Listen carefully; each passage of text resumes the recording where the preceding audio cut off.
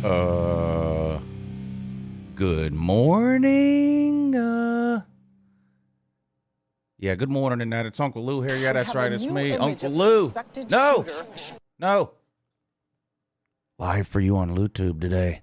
Hey, thanks for watching. I really appreciate it. Also, and in addition to that as well, welcome to the Lunch Money Show with me, UncleLou, and Tater Man, Pigskin Pete. What's up? It's your boy, UncleLou. Your internet service is C-. Yeah. You talking about this morning? It's working fine now, ain't it? Yeah, it's fine now. Today they actually had a reason. The other times that it's gone out, they just give me the same old rigmarole. But today they blamed it on the water company. They said the water company did something. I guess the water company they didn't call before they digged. I guess not. I was thinking maybe it was because of that hurricane. I didn't know how much of that you guys got, like rain or wind or whatever. Oh, none.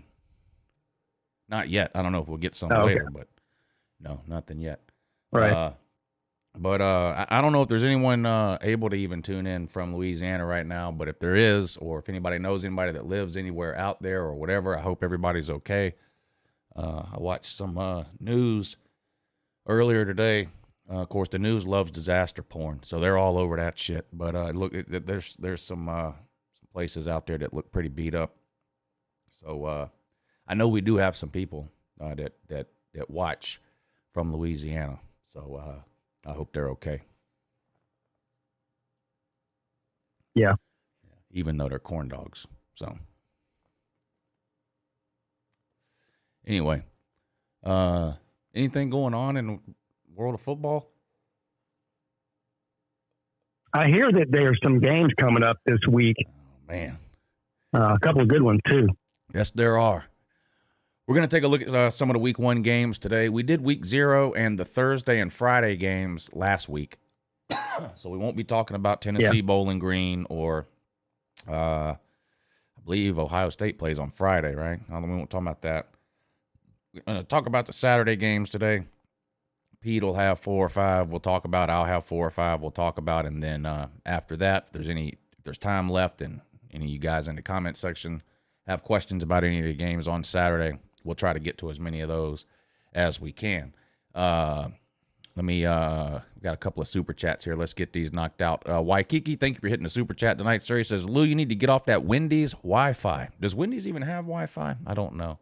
I don't know the last time I went to a Wendy's. I don't either. So, Stephen Roberts, thank you for the super chat, sir. He says, does anyone know the last time Clemson was 0-1? Because I know the next time. Yeah, the last time Clemson was 0-1 was the last time they played Georgia. Yeah, that's true. Hey, Pete, did you know that Clemson has won 10 straight regular season games against SEC opponents? Yeah, I did. Yep. Who was the last SEC team to beat them in the regular season? Georgia in 2014. Yes. Stephen Roberts, thank you for the super chat. And our boy Slim Shady Kane says, the Gumps are big mad. Type some more. Slim Shady put out a hype and hate video. Pete, that's trash talk video. Have you seen it? I know. I posted it on my community page yesterday. Okay. It's amazing. Yeah. I know. It is. Now, I know at least one Miami fan that's put one out, too. Do you know Coach Coop? Yes. He's getting clowned all over the internet, this Coach Coop. Yeah, well, he's getting the last laugh. He's up over 1.5 million views on Twitter. Yeah, a bunch of I saw it posted on Saturday Down South, 24/7 Sports. It got posted all over the place. So yeah, he'll get the last laugh. But man, did you watch it? Yikes! Yeah, I watched it. Pete, I came up with, wrote, produced, recorded, edited, and released Tater Man in about 8 minutes. And it's better than Coach Coop's Alabama diss track. Which I'm pretty sure took a couple of weeks to do at least. Yeah. He accomplished his goal. Like you said, he got them big mad. Yeah. And we said he got contacted by ESPN. So I was thinking, I don't know if they're going to try to play that video on game day or something next week. That's or what? That's probably what it is. That's Yeah. If they don't use a clip without asking you, and they make you sign a bunch of legal paperwork. I had to do it for the Pale Phone Bame show. Yeah. That's probably what it is. Well, either that, Game Day or SEC Nation or Pale Fine Ham or one of them shows. Yeah, right. Well, hopefully he at least gets a bunch of subscribers or something out of it. Yeah. If he's not going to get any money out of it. Oh, I'm sure he will. He did something similar when Miami opened up against Florida a couple of years ago. He made a diss track on them, a rap song. And the only thing I remember about it. Yeah, I remember that. He had a kiddie pool, one of them little bitty things in his with an inflatable alligator. Right. Yeah. And he was in the pool wearing nothing but a bathing suit and socks. And I was like, okay, I guess he didn't want to put his feet on the internet. I don't know. But I don't know. But yeah. I saw that video posted everywhere this morning. I said, look at this, Coach Coop.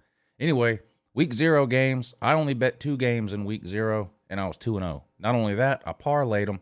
So I bet 35. I did a $35 parlay, hit both of them. So it won me $85. So that was my betting weekend. That's it.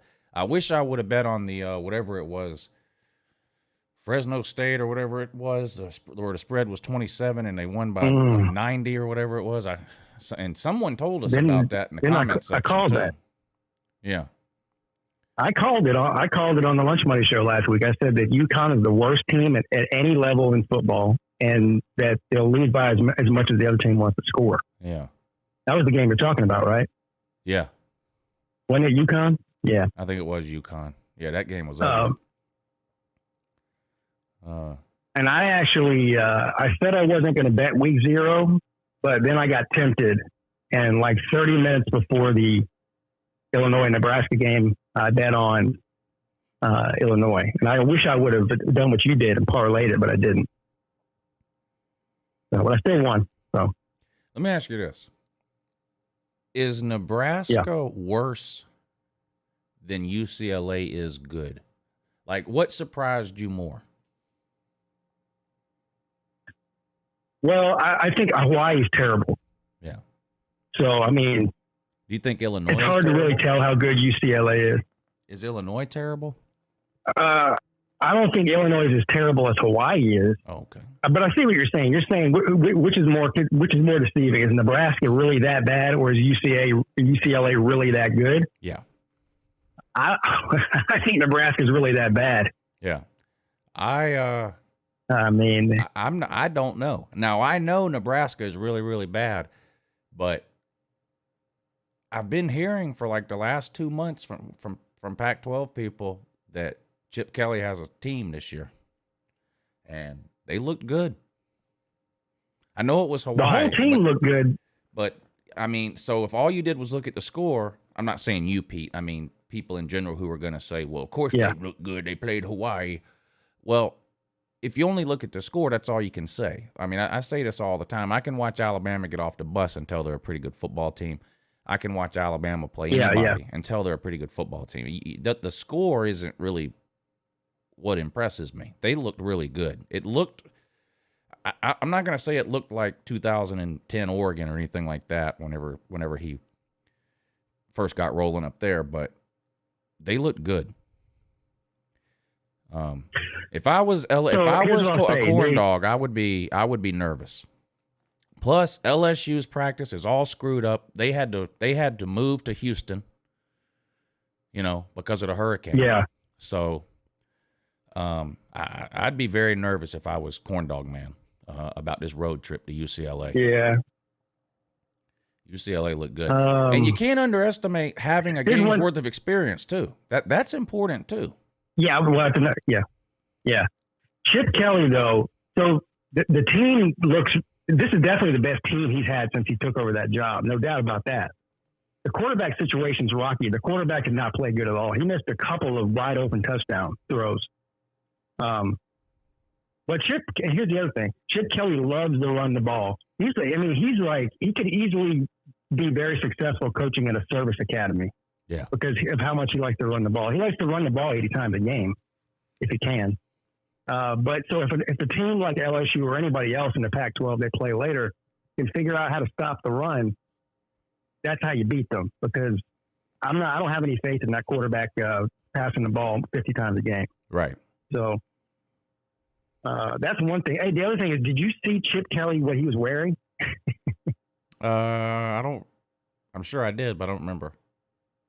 I'm not sure that I've ever seen. Maybe I have seen it, but a Power 5 coach wears shorts on the sideline. He's really embracing that Southern California lifestyle, isn't he? Yeah. This would be like Dan Mullen showing up in jorts. And believe me, not only is he wearing shorts, but he doesn't look like he's been in California for all these years. His legs were so white. It just looks weird. I don't know. He was funny looking. What looked better, Chip Kelly's shorts or UncleLou's new hat? I like UncleLou's new hat. Yeah, me too. Yeah, me too. I think it looks pretty good. What is that? A piece of painter's tape on there? What is that? No, I went all out. What's the minus sign made out of? I went all out, sir. That's a paint pen. I finger painted that like BVD does his pictures. Oh, yeah? Oh, yeah, a paint pen. I got a paint pen. I ordered a paint pen from Amazon. You use whiteout, basically. Yeah, I could have used whiteout. Yeah, good point. Yeah. Yeah, could have used whiteout. Looks good, though. Yeah. I see mine. Oh, that reminds me, before we forget. So if with our bet, I told you I was going to reveal my end of the bet this week. Yeah, what is it? So if I lose, I have to sing Tater Man. If you lose, you have to sing Tater Man, but you have to sing my rendition of it. All right, I'm going to agree. I'm going to rewrite the song. All right, I'm going to agree to that. But,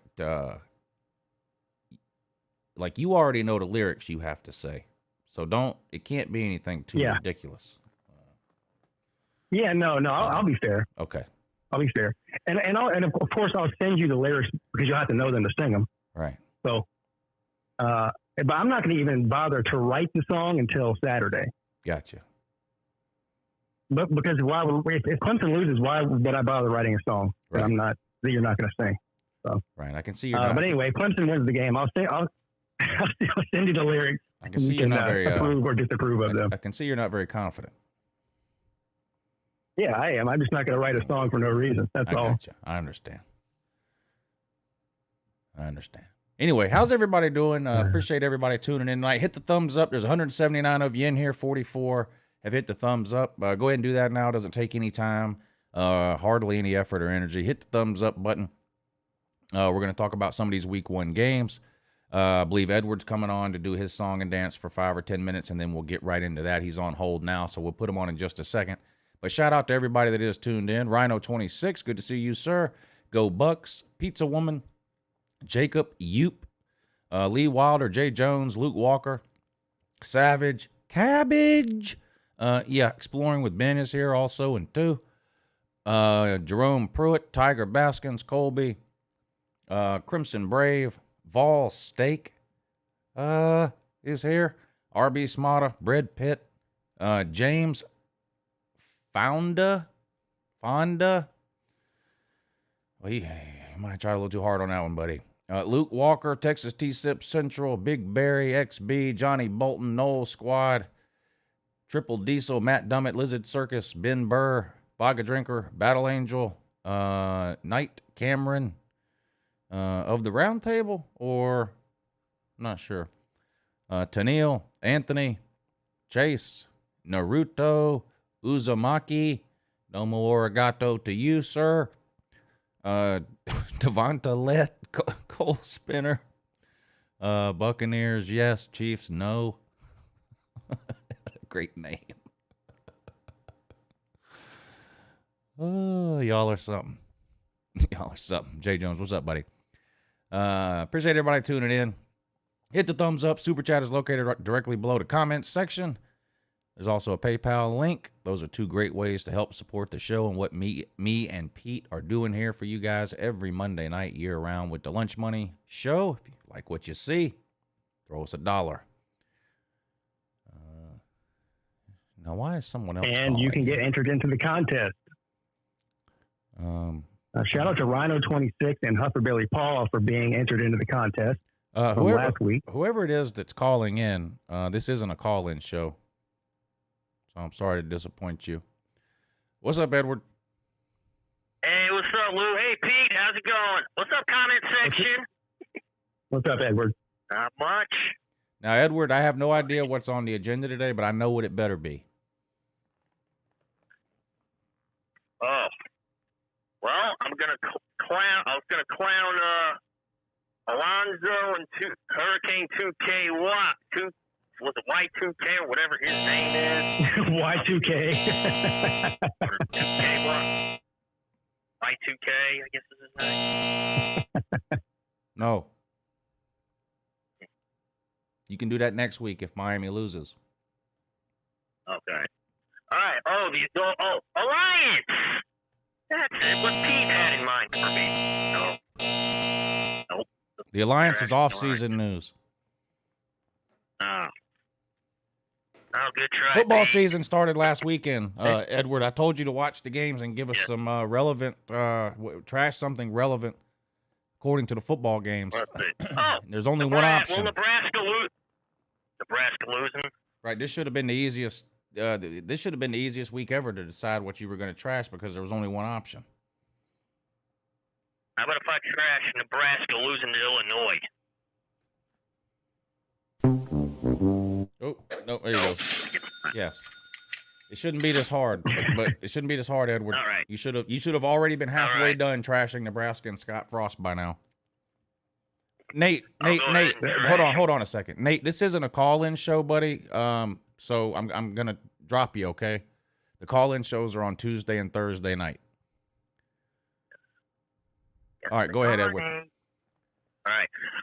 Well, Nebraska, you know, you go around, you go on the field, week 0, thinking like, oh, we're gonna beat everybody this year. Yeah, no. Football doesn't work that way, boys. When are you gonna learn? Okay, you played against Illinois, Fighting Illini, in Champaign, Illinois, which is Illinois' home, and Illinois kicked your teeth in.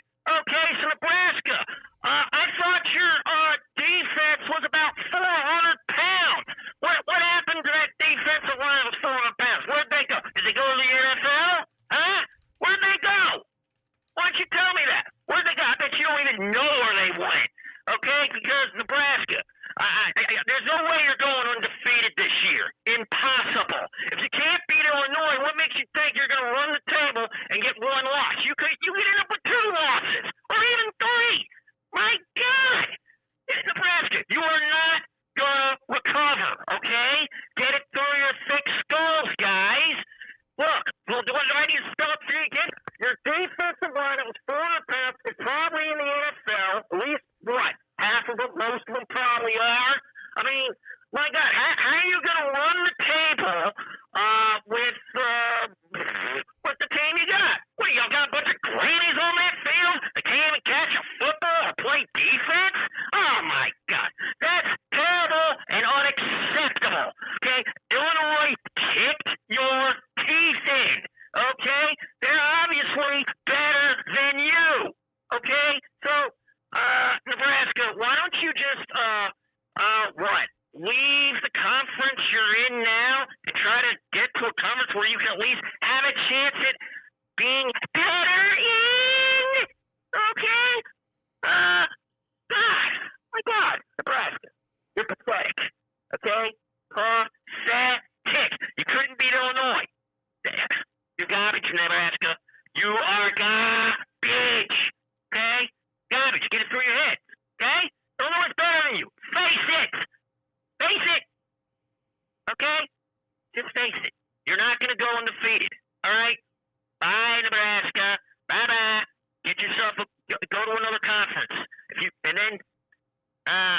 you'll be better in another conference either.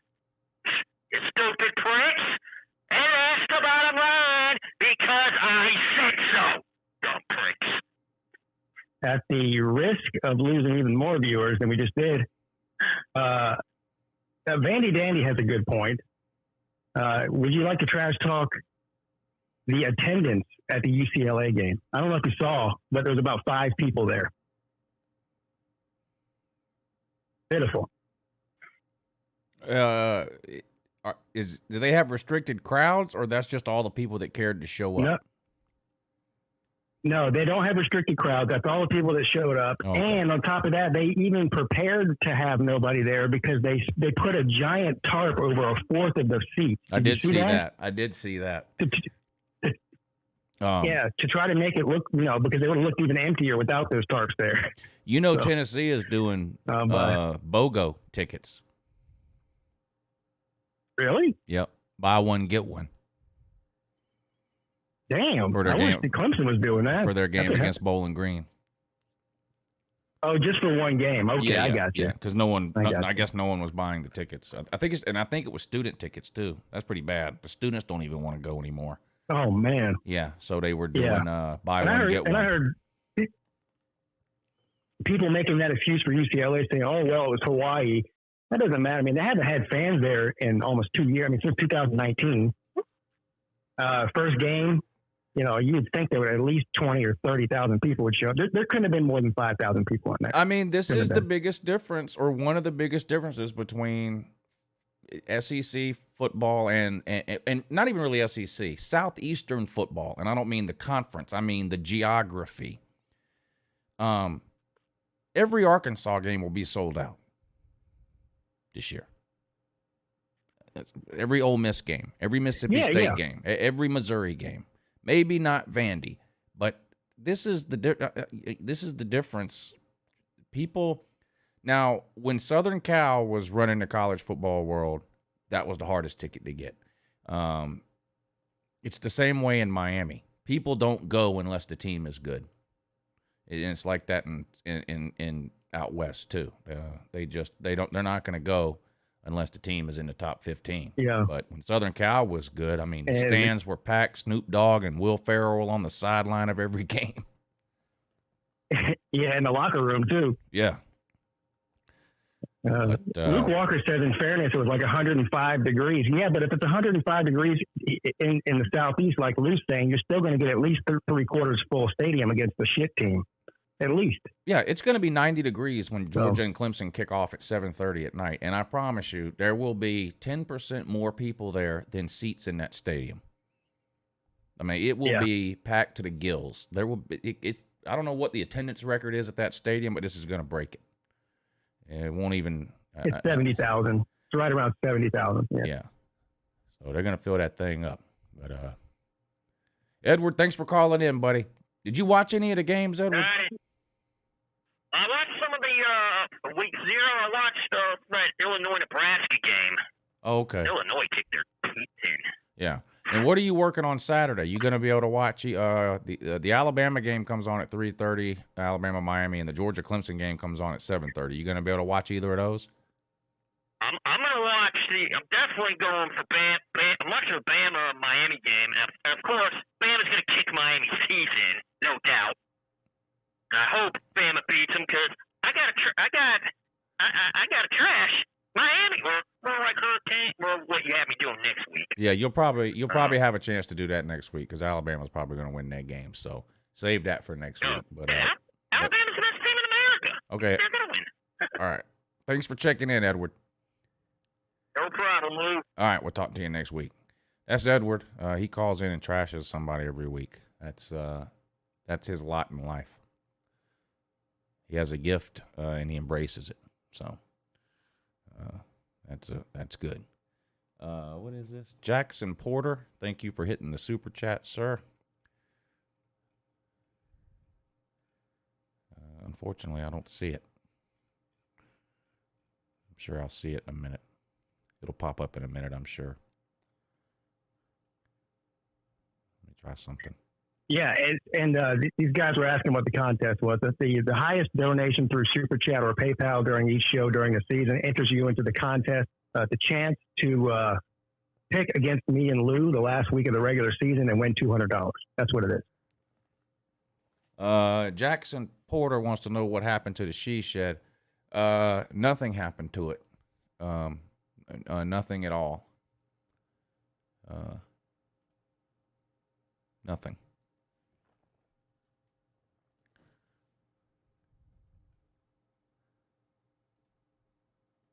All right, Pete, you ready to talk about some of this week's games? Let's do it.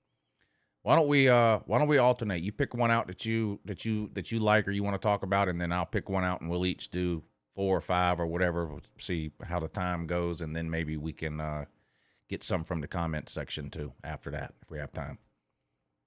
All right. Hold on a second here. Trying to find one where I'm going to pick based on the movement of the line, like I said I was going to do.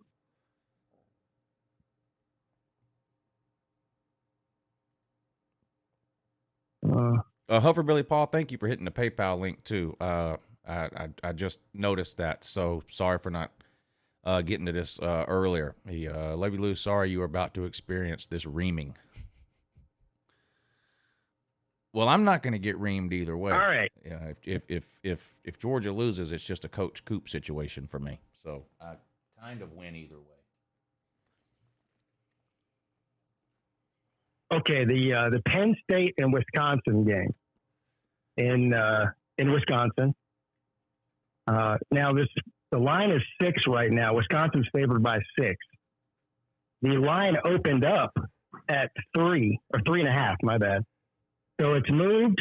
You can do the math. 2.5 points, right? And using my formula here, a 2.5 point swing, it takes a good amount of money to move a line 2.5 whole points, especially between 2 Power 5 teams. So using that logic, all the money's going on Wisconsin. I'm going to take Penn State at +6.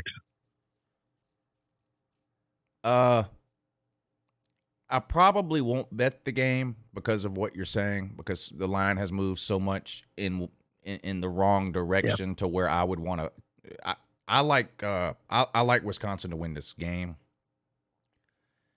So I'm probably I would have betted it 3 or 3.5 maybe even.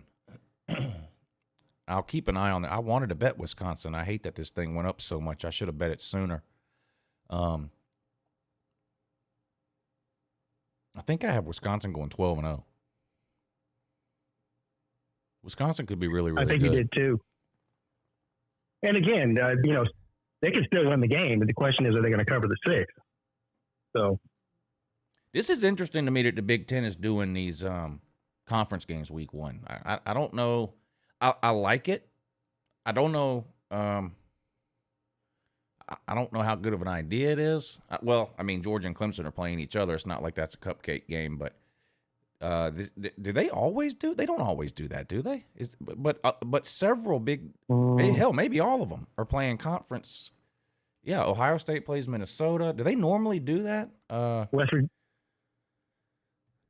I don't know. I do think Maryland plays West Virginia. Maryland plays West Virginia.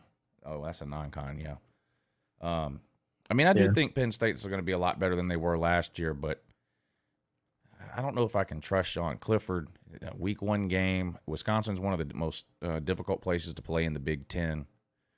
There won't be any empty seats there. That I can tell you.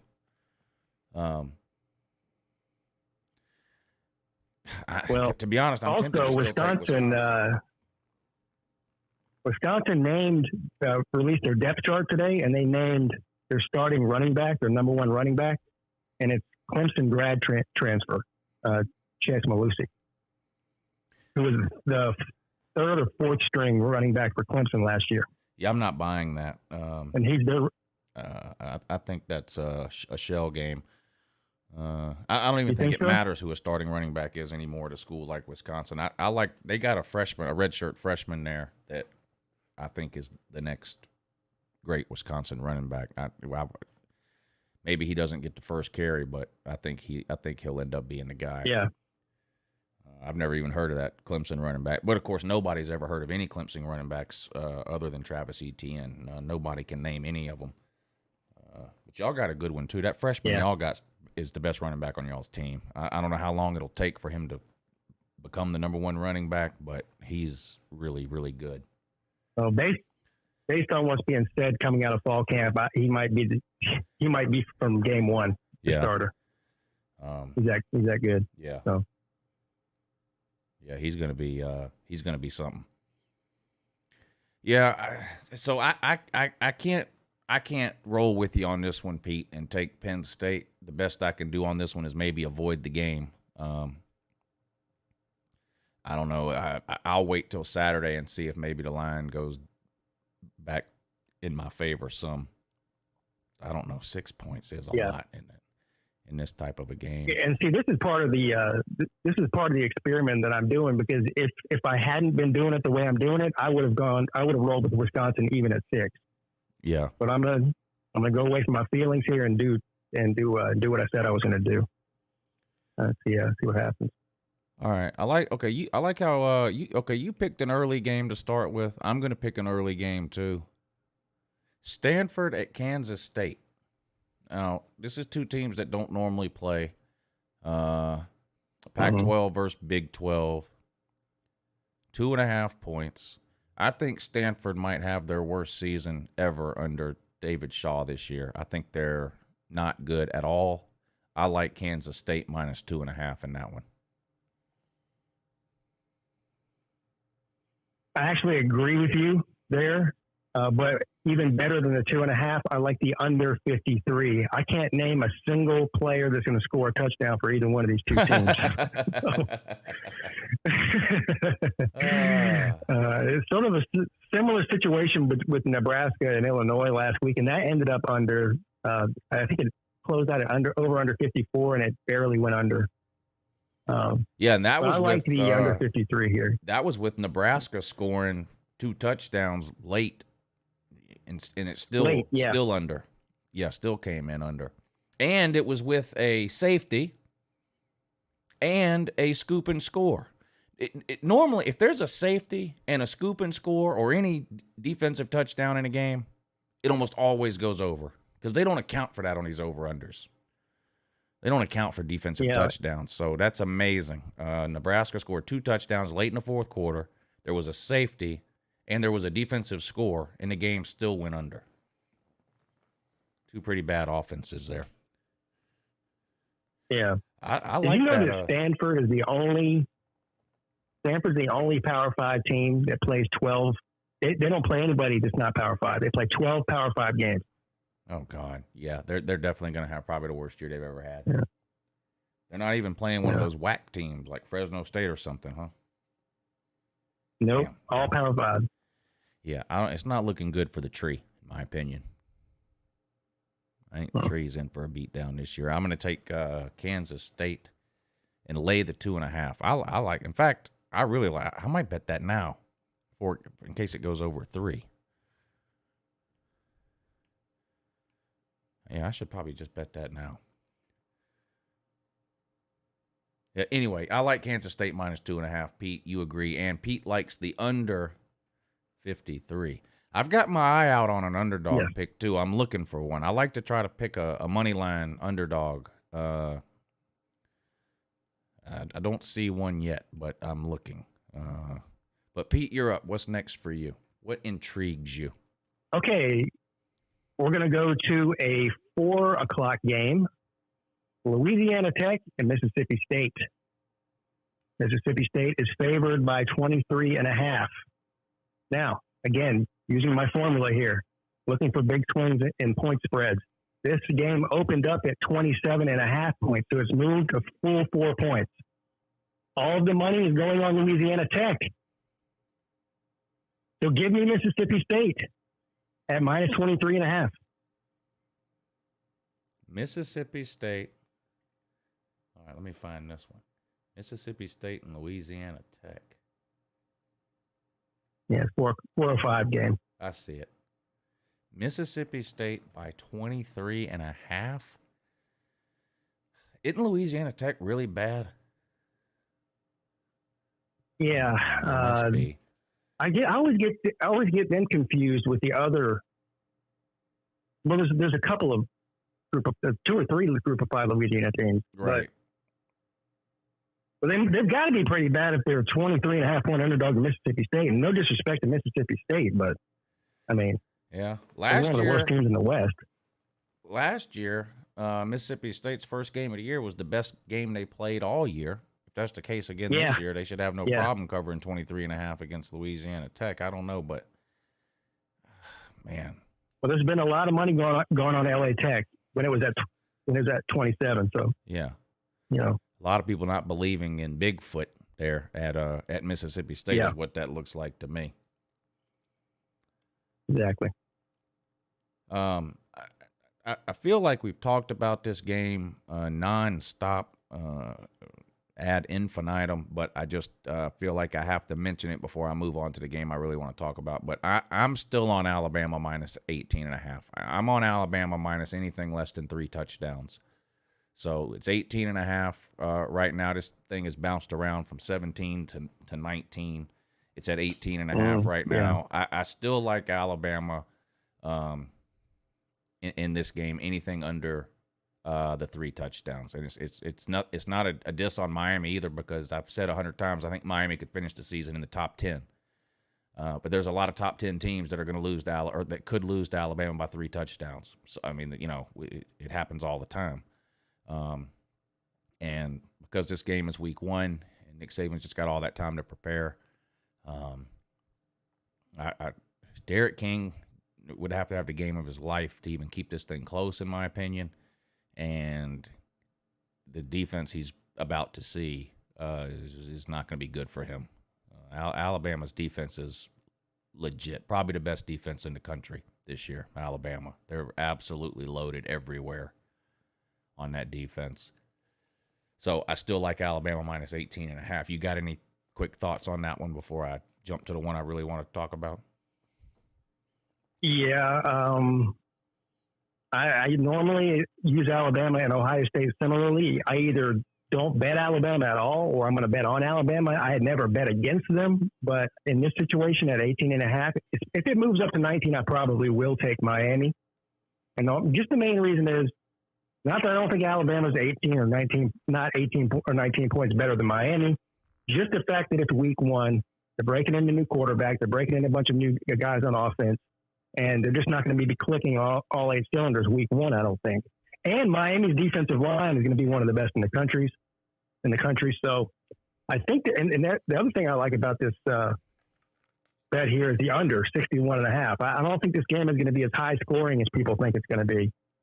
So I would probably actually take the under 61.5 more than anything. But if I was going to bet against the spread, I would take Miami. I think Alabama's going to win by about 14. All right. Cincinnati is ranked higher than any group of 5 team in the top 10 in preseason in the playoff era. They play 2 Power 5 teams. One of them is Notre Dame. I think Cincinnati gets in this year at 12-0 if they go 12-0. I know I've said it would never happen. I think if they go 12-0 with a win over Notre Dame. Now, Notre Dame has to, if Notre Dame goes 8-4 like I predicted they will, maybe Cincinnati won't get in. But if Notre Dame is 10-2 like a lot of people think, and Cincinnati has a win over them, they might get in. In order to do that, they got to beat everybody they play by 40 points, other than Notre Dame. They play Indiana, too. And I think that starts this week. I like Cincinnati minus 22.5 over whatever Miami of Ohio is. That's the alma mater of Ben Roethlisberger, Miami of Ohio. Yes. But yeah, I agree with you. Cincinnati they might win this by 35. So yeah, I'm with you. I mean, Miami of Ohio, they're no good. Yeah. Cincinnati had an A+ defense last year and about a B to B- offense, but they get almost the entire offense back. They get a lot of the defense back, but they do lose that defensive coordinator. So maybe this year the offense is an A and the defense is a B, but it's not like that defense is going to fall off the face of the earth. I think Cincinnati's a legitimately good team. I think they start things off with a bang, with a big win against Miami of Ohio. Give me the Bearcats. Lay the 22.5. Yeah, you have to. Slim Shady tells Edward to be careful. He knows people. You don't want anything to happen to him. Thank you for the super chat, Slim.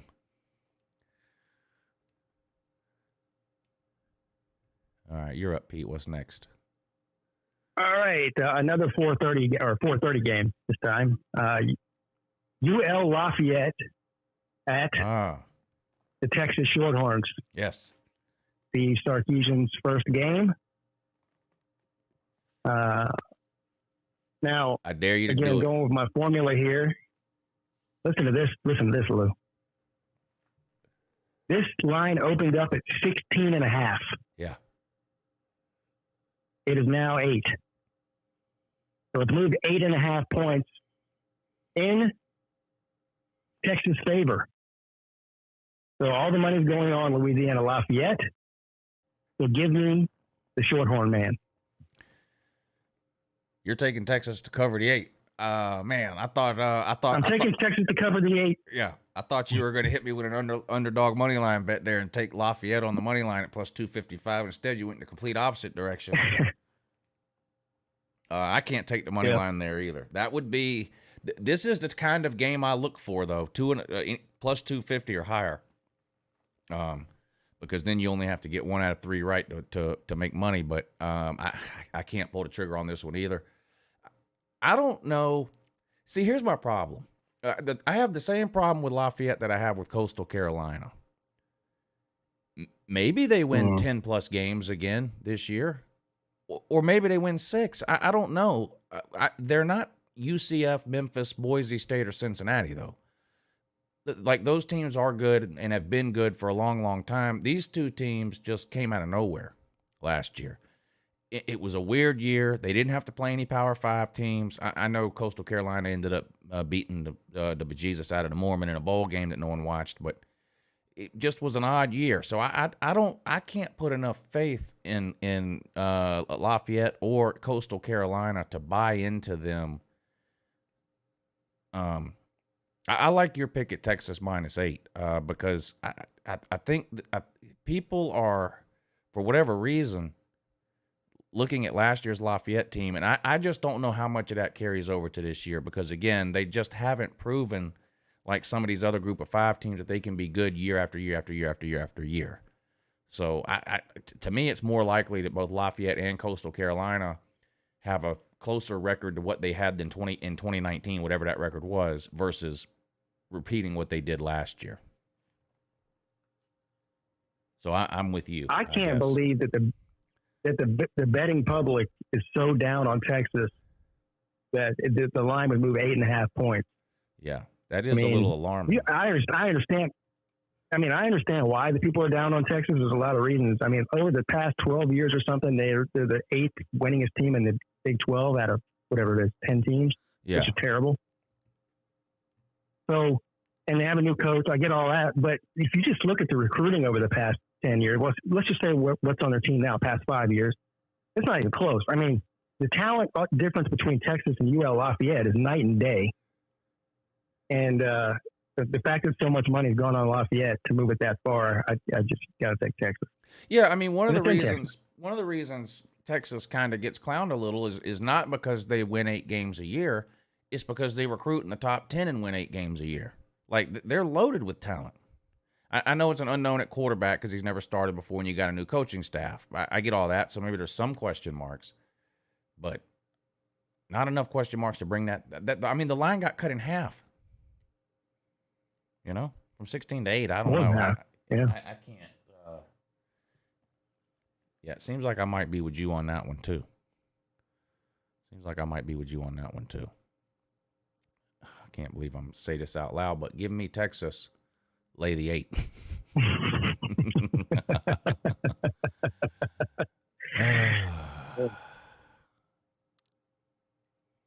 All right, let me see You're where I up. can find this next here. Let's see. Where's another good one? No,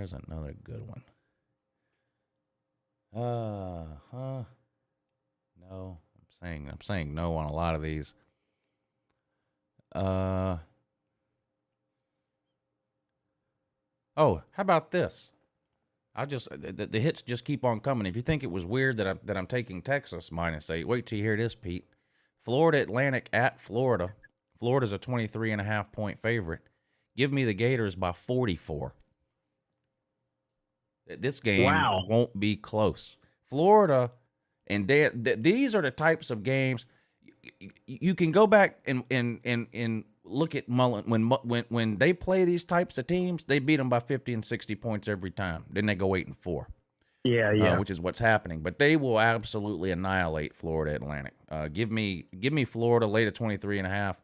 Can you do reverse teasers? Can I take Florida at -30 and increase my payout? Because this game is good. Florida will be winning by 24 in the first half of this game. Yeah, I'm there with you on this one. Florida Atlantic's terrible. And I also kind of like the over 52 here, and most of that's going to be scored by Florida. Florida might score 50. I wouldn't surprise me. Emory Jones has never played before, so I can see a situation where Dan Mullen leaves him in late into the second half to get him as much experience as possible and confidence heading into the rest of their season. So I think I don't see a scenario here where Dan Mullen pumps the brakes halfway through the third quarter. So I'm going to take Florida and lay to 23.5. And honestly, that might be, of the games we've talked about so far, that might be the one I would be most comfortable with. Like, I'm betting that game for sure. Yeah. What was the first one we talked about where the line was whatever it was, 3.5, and I said I might as well bet this now? I like that one too. Which one was that? To go back and look now, but shoot. The one that you said or the one I said? Kansas State and Wisconsin. No. Oh, yeah. Kansas State. I like Kansas State -2.5 and Florida -23.5. Those are my two favorites so far. And I don't think Florida's defense is going to be as bad this year as it was last year. I don't think it's going to be great. I don't think it'll be top 5 in the SEC or anything like that, but I think it is going to be better than it was last year. So I can see Florida winning this game. I mean, even on the conservative side, I could see Florida winning this game 44-10. That's a 34-point win on a 23.5 point line. I really like that one. So put me down. Give me the Florida, man. Lay the 23.5 though. Don't you wish your girlfriend was hot like me? Oh, don't you wish your girlfriend was free like me? She told you, baby. Don't you wish your girlfriend was raw like me? Don't you wish your girlfriend was fun like me? Be fun. That's a little too long, isn't it? Maybe just a little. No, that's good. Okay. Some would say it's not long enough. Yeah. All right, into the primetime games now. What do you got for the primetime games? All right, so this one is really going to test my theory here because I know zero. I take that back. I know less than zero about either one of these teams. I'm strictly going off the line movement here. Texas Tech at Houston. So this line opened up at 6.5, and it's moved all the way to 1.5. And Texas Tech is favored. So all the money has been going on Houston for it to move that much down. And so give me Texas Tech. Texas Tech -1.5 on the road at Houston, taking the rare road favorite there. There's really not anything I can say about this game. Outside of your theory about line movement, I can't tell you that much about Texas Tech or Houston, so I don't even really see the need in pretending to. I'm not betting this game. Yeah. I don't have anything intelligent to say about it either. Now, I don't have anything intelligent to say about a lot of things, and I still say it anyway. In this case, I'm not. So, There you go. Now, Auburn's favored by 37. I'll just skip past that. Now, I know you don't ever bet against Clemson. I don't ever bet against Georgia either. So are you betting Clemson? No. I don't think I would bet Georgia as a favorite either. This is a game where I would like to take points. Now, why does the Clemson's less of a favorite than before Georgia had all the injuries? How's that possible? It went down to 3. There's a lot of people betting on Georgia. Yeah. Clearly, it's gone up and down. But yeah, it stayed right around 3 or 3.5 pretty much the whole time. So it's not that much of a swing. But I was kind of hoping it would get higher with the all the injury news coming out of Athens, and then I might I would have bet Georgia for real, and I would much rather bet Georgia at plus 3.5 than I would at plus 3. I'm going to do what I do a lot on Saturdays with this Georgia Clemson game. If I make money betting my noon and 3:30 games, then I will put some of that money on Georgia. If not, then I'll just enjoy the game and not bet it. I don't have to bet this game to enjoy it, obviously. Yeah, right. So that's the philosophy I'm going to take with that game. But LSU, UCLA, 8:30. We touched on this a little bit earlier. LSU's got to travel all the way out to the West Coast. A hurricane is coming through Louisiana yesterday, today, tomorrow. The team has had to move from Baton Rouge to Houston. So they're spending this whole week in Houston instead of at LSU. The majority of players on LSU's team have parents, family members, friends, all that kind of stuff going through hell this week with probably no power, some no water, some no house. I've seen UCLA play. You can't underestimate the value of having played a game already. If you asked college coaches, they would love to play a preseason game. They'd love it. The NFL, the coaches, now the players hate it. But if it was up to the NFL coaches, they'd play 6 preseason games. The more, the merrier. And there's a reason for that. I don't think you can overestimate the importance of the fact that UCLA has already played a game. Never mind the fact that they looked really, really good. I'm taking UCLA plus 3. I think UCLA can win this game. I would take them on the money line, but it's not enough of a payout for me. I would rather be safe, take the plus 3 at minus 105, plus 40, plus 140 is not enough for me to to play them on the money line. And this is nothing against LSU either. I spent all offseason defending LSU against people who say, oh, they're terrible. They were 5-5. They go 7-5 this year. LSU and Penn State both are going to be way better record-wise than they were last year. And up until Saturday, I would have picked LSU to win this game and might even have laid the 3 points. Not the case today. Too much going on with the hurricane, the team having to move to Houston, distractions. UCLA's already played a game. They look good. I'm taking UCLA plus 3. Okay, so all of the things that you just said are valid. And I think that's the reason that the line is the way that it is, especially the perception of LSU having a bad year last year, the perception that UCLA is supposed to be really good this year. UCLA had a warm-up game, albeit against a bad team. This game's on the road for LSU. But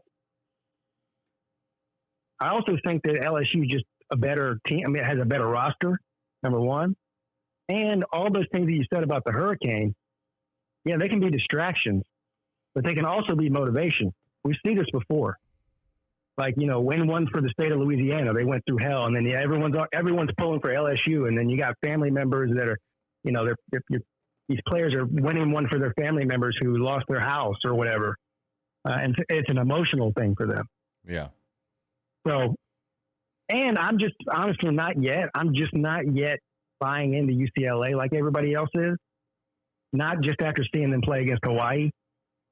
And, if LSU sells out and stops that run, I just don't think that UCLA is going to be able to move the ball through the air on those defensive backs. So give me LSU at -3. You know what? I'm not going to bet this game because it's just too much of an unknown. Yeah. But if I was going to bet it, I would take LSU. Yeah. Like you said, UCLA it's really a hard one to figure out. Yeah, UCLA is 1-0, but it was against Hawaii. Who have Georgia played? Woo!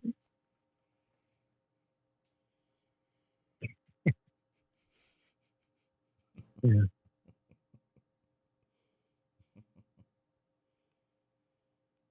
I made a lot of Nebraska people mad this weekend with that comment I made at the end of that video when I don't remember exactly what I said, but at the very end of that video, or making fun of Nebraska and Scott Frost, I said, you know what? I feel really bad for Nebraska fans too.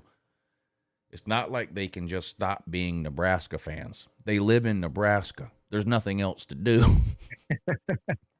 Well, I mean, that's true though. There's no lies detected. You're not really trolling. There's nothing to do. Yeah. What other team are you going to root for? If you stop being a Nebraska fan, who are you going to root for if you're in Nebraska? There's no baseball team. There's no NFL even any team. Group of 5 teams there? Not that I know group of. 5 teams there. Not that I know of. Yeah. So. And they won't either, because they do have some of the best fans. To be loyal to them after the dumpster fire has been going on there for the past 30 years. Yeah. Pretty impressive, but especially how good they were before. But the biggest. All right, what was that 4? The biggest just thing that just blows my mind is not that Nebraska is this bad or that maybe Scott Frost isn't a good coach or what. None of that. It's the fact that for 4 years in a row, this guy has trotted Adrian Martinez out onto the field, and for 4 years in a row, Adrian Martinez has been borderline terrible to outright terrible.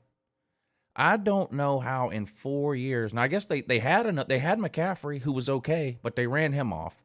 He transferred. Guess who grew up, Pete? A lifelong Nebraska fan. Wanted to go to Nebraska, but they didn't offer him a scholarship, so he went somewhere else. He then transferred out of that school, contacted Scott Frost. I want to come to Nebraska. Scott Frost said no.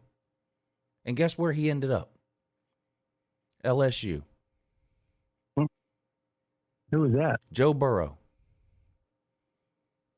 No shit. I thought Joe Burrow grew up an Ohio State fan. No, grew up a Nebraska fan. There's baby pictures of him all over the internet wearing Nebraska clothes.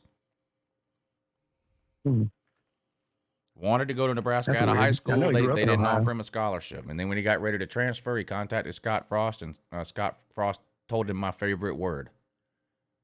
No.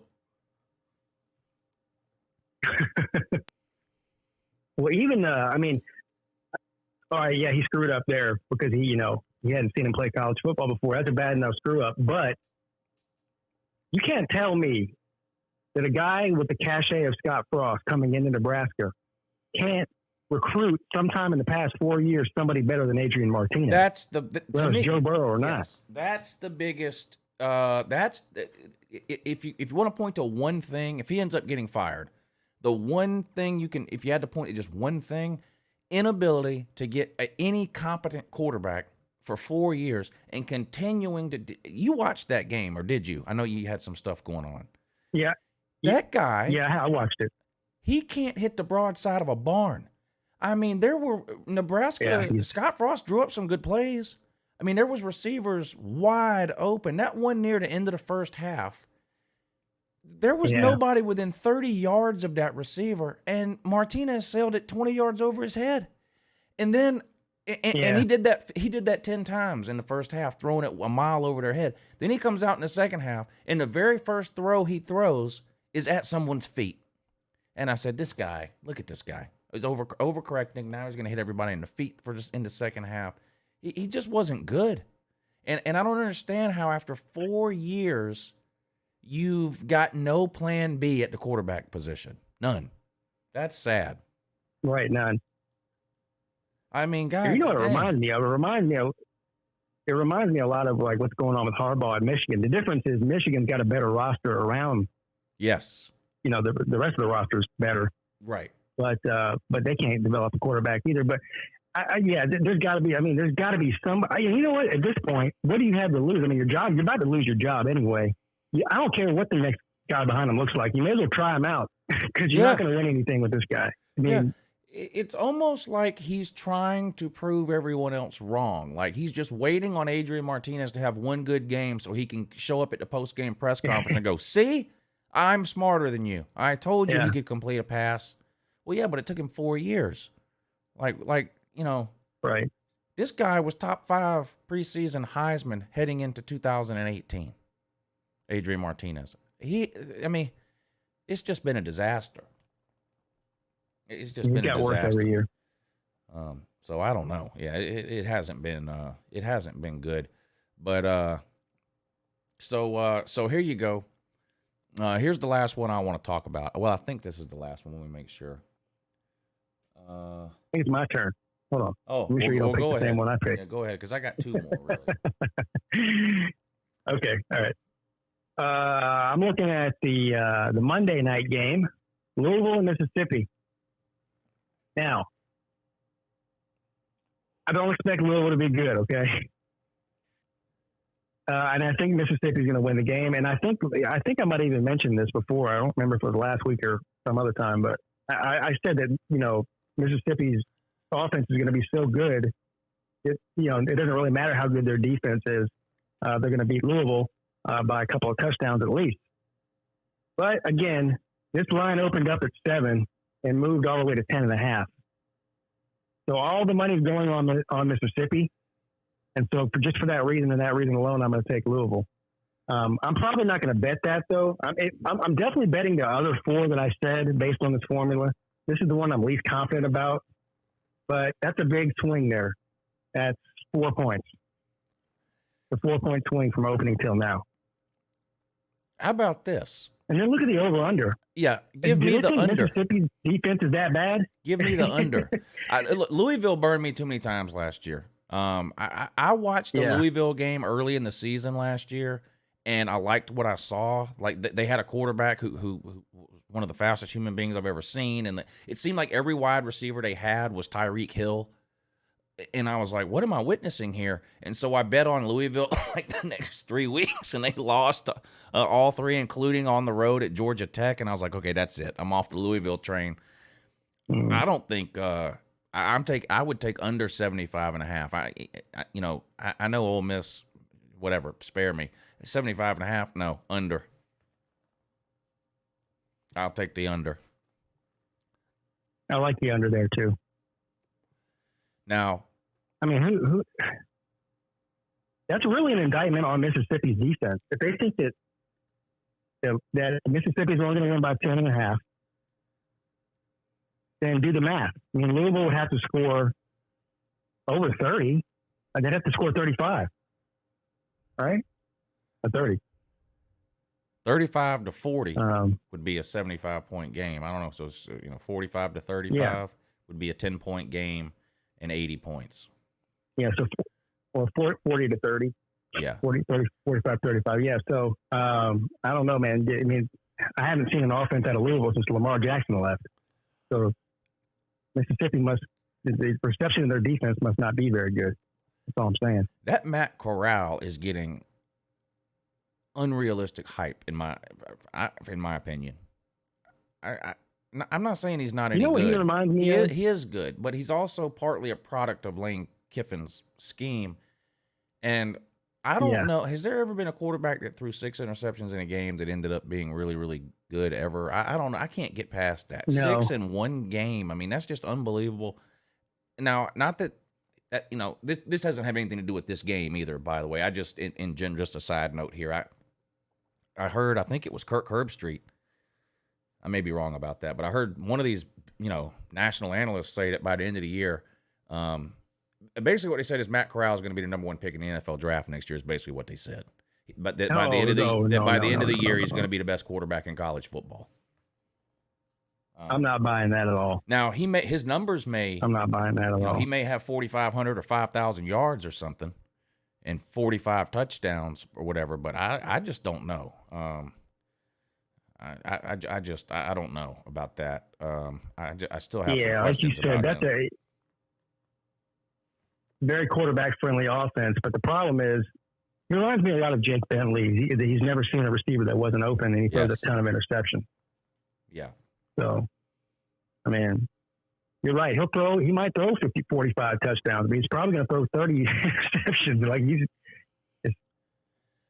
all right, that's their game plan. I'm gonna cheat and talk about two real quick here, but one of them I'm just gonna do real quick here. BYU on the road at Arizona. BYU is a 12.5-point favorite. If Penn State and LSU are going to be the two most improved teams in 2021 in terms of record, I think BYU might be might have the biggest setback. I know Arizona's not that good. I'm taking Arizona in the 12.5 points.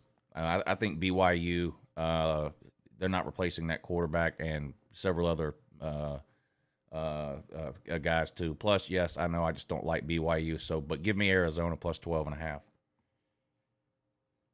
Give me the under 54. This will be a 21-15 game. Yeah, that sounds right too. Now, okay, Tulane and Oklahoma. Tulane, this is an LSU situation here. Okay, Tulane's getting battered too. This game was supposed to be at Tulane. It was announced today that it's been moved to Oklahoma. So Oklahoma doesn't have to travel. They get to stay home. The Heisman is a numbers award. Spencer Rattler will have as many touchdowns in this game as he wants. And I am a believer in Oklahoma as a whole, and in particular in their defense. I think Oklahoma could win this game 54-10. Give me Oklahoma, lay the 31. Well, pretty much everybody on planet Earth that's ever laid $1 on this game since the line opened agrees with you, because this line has moved from 21.5 to 31. Yeah. So you're taking Tulane. If Oklahoma covers, yeah. Yeah, so, I mean, if Oklahoma covers this, that's going to be one of those games where Vegas loses their ass, because everybody's putting their money on the Sooners on this one. Yeah. John Waffle, thank you for the super chat. I'm not touching it. Yeah, I'm going to bet it. I'm going to bet Oklahoma. I'll actually bet that one. John Waffle, thank you for the super chat. He says, who is Nebraska going to hire? They're basically West Virginia with titles. Not up to me who they hire. People that make lots more money than I do have to make that decision. But keeping a coach because, or as a fan anyway, wanting to keep your coach because you can't think of someone that you would hire to replace them doesn't make any sense to me. If you decide that, I mean, look, if the fry cooker at McDonald's is fucking up, they fire him, then they go find a replacement. They don't find a replacement and then fire the fry cooker. You know, once you make up your mind that this guy's not the answer, you fire him. And then if you want to, you go out and you hire one of these ridiculous search committees or whatever you have to do. But there's several coaches in the Big 12. Matt Campbell, obviously, is at the top of the list. But I'm of the opinion the Big 12 is going away. So if I'm a coach in the Big 12 and some other Power 5 school calls me, I'm listening. More so than I would have 6 months ago. And some people are going to say, well, Nebraska's a step down for Iowa State for Matt Campbell. While that may be true today, that's not true a year from now if there is no Big 12. So I would listen if I was Matt Campbell. But I'm not saying it should be Matt Campbell. But my point is, if you decide it's time to get rid of a coach, then you have to fire him. Then you go out and you find somebody. Nobody's ever hired a coach before they fired the first one. It's just never happened. You fired a coach, then you go find the replacement. John Cofield, thank you for the super chat. He says, Lou, when are you going to do Ole Miss season record? Want to put you on a good-sized page I run called Forever Ole Miss. Thanks. I'm not sure. To be honest with you, I'm not sure Ole Miss is on the Patreon list of teams that I'm doing. But what I'm going to do is on Thursday at some time in the afternoon, late afternoon probably, I'm going to do a live stream, a record prediction live stream where I won't spend 10 or 15 minutes breaking down the team's rosters like I do in the uploaded videos. I'll just hit some high points and low points for each team, put the schedule up on the screen, and I'll tell you the games I think they're going to win and think they're going to lose. Between now and then, I'm doing 5 or 6 more regular prediction videos between tomorrow and Wednesday, but that's what's going to happen on Thursday, and it could be that Ole Miss gets lumped in with that. But thank you for the super chat. Now, and that's that's the best I can say right now. Maybe they are on the list, and I just don't know it. Who is this? Elijah Allen, thank you for the super chat, sir. LSU and Florida will both take steps back this year? Sir, stop. LSU can't take a step back. If you think LSU is winning less than 5 games, I don't even know where to begin with that comment. I would bet my YouTube channel. I'll give my YouTube channel away to you if LSU goes 4-8. I mean, come on. Florida, yes, I agree with you. I do think Florida will take a step back. They were really good last year, and I think they're going to be just regular good this year. But LSU winning less than 5 games this year, I don't see that happening at all. What you, Pete? No. I mean, I actually think LSU is going to be pretty good. I mean, call me crazy. No, I do too. The question I have is quarterback. I think they're everywhere else they're loaded, and I think last year was a little bit of an anomaly. Well, I don't know. I mean, if they win less than 7 games, our boy Ed O's on the hot seat, no doubt. Yeah. Yeah, that joke. Jack, the Purdue fan, says you don't think Purdue will cover against UConn? I didn't see a spread for that. There isn't one on bet now that I can see. UConn's so bad they won't even put a spread out for them, unless you can find someone somewhere else. I'll see one. So, well, that's it for the list of games I wanted to cover. Was there any more Saturday, Sunday, or Monday games that you wanted to touch on, Pete, before we maybe ask the comment section if they want us to talk about whatever games? I don't see any other ones that are really sticking out to me. I mean, A&M and Kent State, but I mean, that's, 28.5. No, I don't see anything else in here really worth talking about. I mean, there's some games Florida that State and Notre Dame. I still like Notre Dame. I don't understand. Again, I don't. More people than I thought think Florida State is going to win that game. And I'm not just talking about Florida State fans either. You've probably seen some of this too around. There's people that think Mackenzie Milton's going to go out there and throw for 400 yards or run for 200, whatever. Maybe he will. I don't know, but that's great that they got Mackenzie Milton. I do think their defense will be a lot better. They went out and they loaded up in a portal defensively, but Florida State's just been so bad. They don't have really any good wide receivers or running backs. Their offensive line has been the worst in the Power 5 3 of the last 4 years. And I'm not somebody that thinks Notre Dame's going 11-1 or 12-0 this year either. I've got Notre Dame going 8-4. So it's not like I think Notre Dame's fixing to blow the doors off of everybody they play or whatever. But Florida State is just. It seems to me like when you like Florida State is getting some benefit of the doubt, like Tennessee used to get back in like 2013 and 14. Like, oh, they can't keep being this bad, can they? And Tennessee kept proving everyone wrong by losing game after game after game. And it seems like Florida State's headed that direction. No talent, missing at the quarterback position multiple times, multiple head coach hires in a short period of time. It's just not looking good down there. And I don't hate Florida State, but it's hard to – I can't find a reason to pick Florida State in this game. And the only reason people seem to give me is, well, Mackenzie Milton and I hate Notre Dame. Okay, great. I hate Notre Dame too. But I don't see them losing this game. I mean, Florida State got beat last year in Week 1 at home by Georgia Tech. You're telling me they're going to beat Notre Dame this year? I don't see it. I don't see it. Yeah. And you know what the weird thing is? This line's moved from like 9.5 or 10 in Notre Dame's favor. So the money has actually been going on Florida State, which is weird. And I can't really figure it out either, other than the fact that, Notre Dame lost their most winning quarterback of all time. Yeah. But still, he wasn't even. He wasn't even that great. He just won a lot of games there. But he was Jake Fromm. I don't know, man. I'm with you. Yeah, exactly. And I don't even think Mackenzie Milton is going to start. Now, they haven't named a starter, but the rumors there are around there is that they're still worried about his injury, and he might not play that much. I don't think he's going to be the starter. I mentioned that. Start, I heard the same thing. I mentioned that in my prediction video.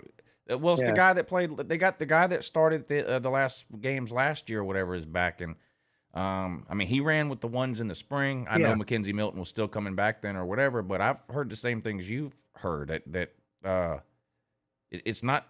This isn't Mackenzie Milton's job to lose. He's got to win the job, and he hasn't done it from all accounts. So I don't know how that's going to play out either. And I honestly don't think it matters. I forget the quarterback. Florida State's not a team like you talked about. Michigan or Wisconsin has been in this category. Hell, Georgia's been in this category. A team that's really good, they're just a quarterback away. Like, that's not Florida State. That's not Florida State. Yeah, they got other problems too. Yeah. They got a whole litany of issues down there. So I just don't see it. And, there's probably not a team hated more nationally than Notre Dame. I know, people like to hate on Alabama or even Clemson to a certain extent because they win so much, but people just hate Notre Dame. And I think sometimes that blinds people. I cannot see Florida. Now, maybe I won't bet the game. It's over a touchdown spread. What was it, 7.5 or whatever it was? So maybe I won't bet it. But these people talking about Florida State can win. And again, anything can happen. Florida State might win. I just don't know what people are looking at to make them say that now. I don't see it at all. Yeah, and people can say what they want to about Brian Kelly, and the guy's won a ton of games. This isn't a postseason game we're talking about here. Right. He's got way more experience as a head coach than Florida State's coach. So I'm with you. I think Notre Dame wins this by a couple touchdowns. So, but I'm not going to bet it either.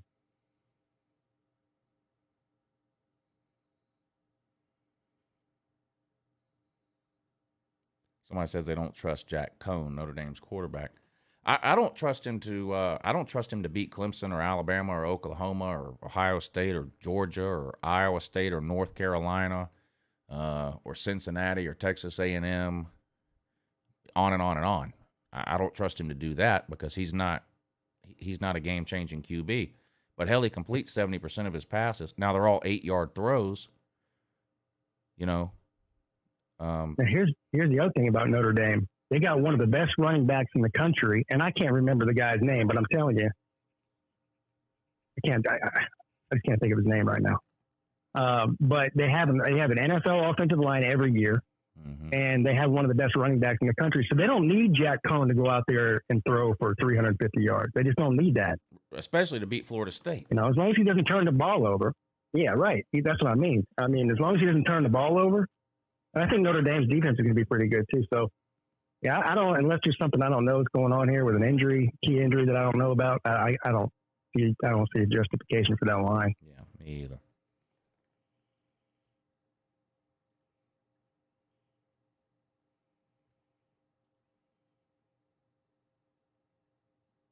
All right, comment section. If y'all have questions about a game that we didn't cover, or if you want mine or Pete's opinion on a particular game, you can let us know in the comment section. We will get to many of them as we can.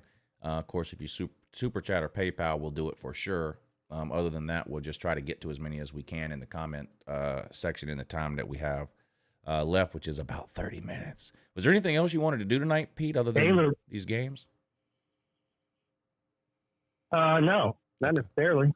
Yeah, good. anything you wanted to do? No. I like Baylor man's pick there. Marshall -3 at Navy. I like that. I was on the Marshall train last year. They kept covering every week. That was another team. Yeah. Marshall -3 against Navy. And of course, Yeah, I like that too. Is that what you Yeah. said, Navy? Yeah. everyone likes to say, Navy's one of those teams that's hard to play, triple option, blah, blah, blah. But the Navy has not been the Navy of old in the past couple of years. They've been pretty bad. And unless they've made some kind of major turnarounds from last season to this season, I don't see it.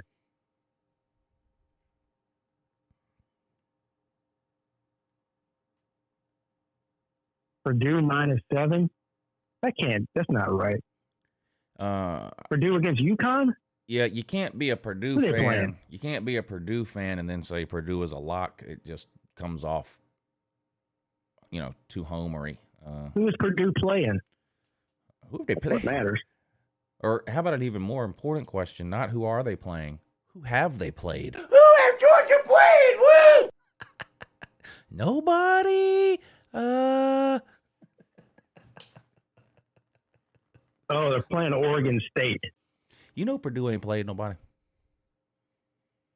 They ain't played nobody after they played week 1 either. I mean, Purdue ain't got no losses. Yeah, they ain't played nobody. What is the Pumpkin King says that Georgia beats Clemson. He said 7. He said Georgia beats Clemson 38-35. Pumpkin King. Well, Clemson's favored by 3, so that's easy money. Go put all your money on Georgia then. Pretty easy. I see that Purdue game now. Purdue, Oregon State. Purdue -7. I'm not betting that game. I don't feel comfortable one way or the other. JC.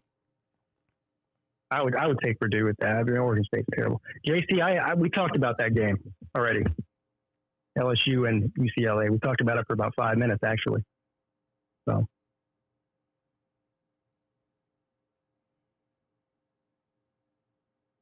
Oh. The comment section is back to their old tricks again on my Saturday morning show, Pete. What happened? 0-1. Oh, I meant to ask you about that. So who was it, and who did they take? It was Mountaineer Mike, and and he took Nebraska -7.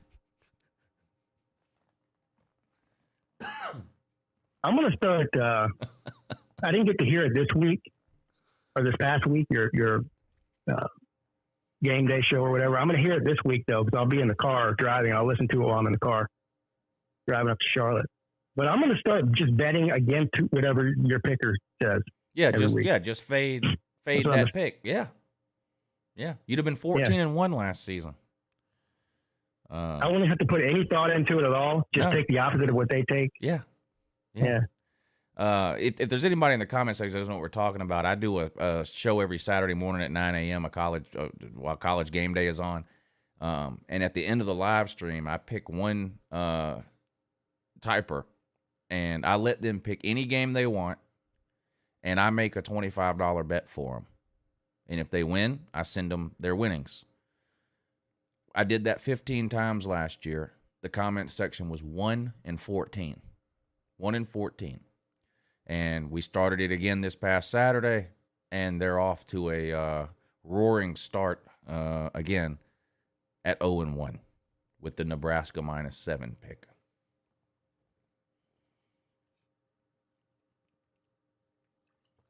Very alarming. And of course, I bet one game, and I'm 1-0. Yeah. From last week. I shouldn't bet any more games the rest of the year, and then I can spend all off season saying I hit 100% of my bets on Bet Now last year. Yeah, right. All right, what other games y'all want to talk about? Let us know in the comment section, and we'll let you know what we think. USC -14. Who are they playing? I didn't see them on there either, but I might have skipped past. I didn't see them on there either, yeah. That's weird. One of these 12 o'clock at night games.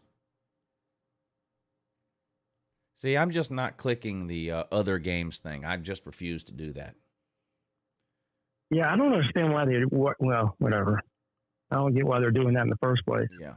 Why don't they just put them all on the one page? But Right. Makes little to no see. sense. So. NC extra games. Let's see what they are. Oh God.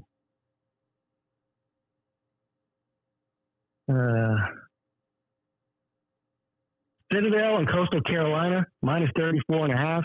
Give me the Citadel. I'm with you. I mean, Coastal Carolina's going to win the game, but 34.5.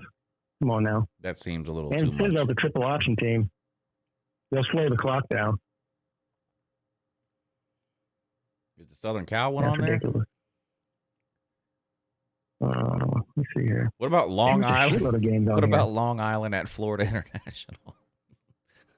These are definitely extra games. These are real extra. Houston Look at this Baptist at extra New one Mexico. here. No, Connecticut got blown off the map. Didn't score a point last week. They're a 2.5 point favorite against Holy Cross. Oh man. Look at this Boston College line. They play the toothpaste school, Colgate. Anybody want to 50.5. Anybody want to take Nebraska minus 42.5 this week against Fordham? This is wild. Look, so the Boston College game against Colgate is 50.5, right? The over-under is 52.5. So they think the toothpaste is going to score safety, and that's it. The toothpaste.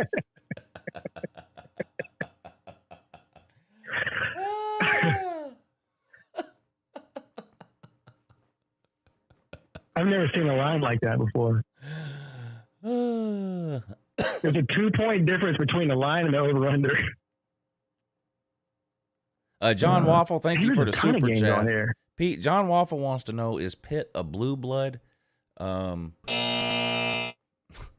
What the hell? Twilight Zone. They were good back in the day, but blue blood, no. Okay, so here's what somebody was asking about in the chat. So, Eastern Illinois, whatever that is, and South Carolina, 43.5 points. Eastern. I don't know what Eastern Illinois is, but 43.5 points seems like a stretch. Yeah. Wow, that's a lot of points. A lot of points. Now the money line is 30,000. So if you got an extra $20 laying around that you don't need, put it on Eastern Illinois on the money line, like you're rich. When you ask about a game, put both teams in the comment section. It doubles the chances of me and Pete seeing the game when we're scrolling through the list. So like someone asked what if I'm taking Kentucky minus 29.5. You have to tell me who they're playing.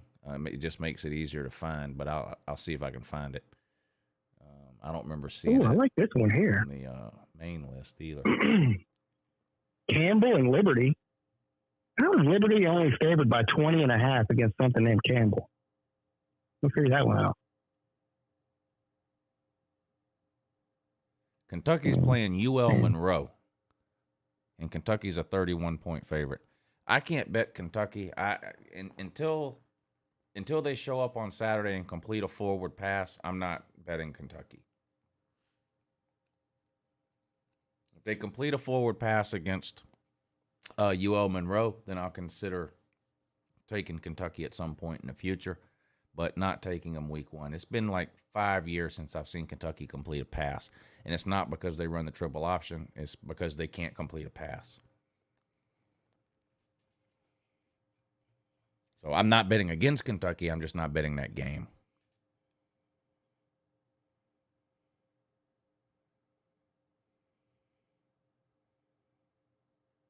West Virginia versus Maryland. We didn't mention that one yet, did we, Pete? No. Let me see.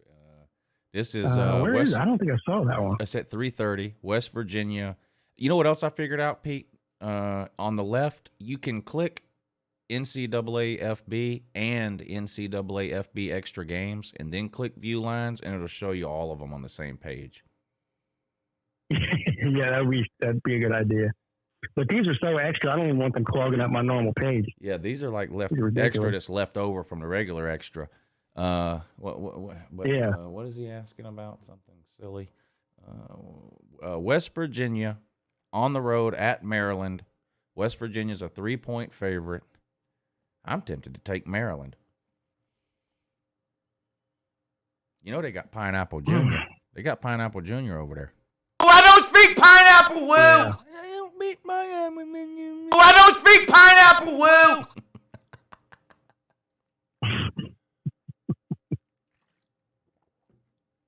The Dolphins are going after your boy. What's up with that? Yeah, well, I don't even know if that's true or not. That's the rumor. The Dolphins don't trust Tua? I don't know why. I'd be surprised. You hear what the Houston's asking for him? They're out of their mind. What do they want, like 2 first-round picks in a second or something? They want 3 first rounds in a second. Oh, my God. Ooh. I mean, that would be – nobody's ever been traded for that before. I mean, that's somebody who's not in trouble with the law. So yeah, I don't know. I mean – I don't see how, as a franchise, you could recover if you had to miss 3 first-round picks. I mean – think about how much it cripples a team when they just get a first-round pick wrong. Now you don't have a first-round pick for 3 years? No, I wouldn't do that.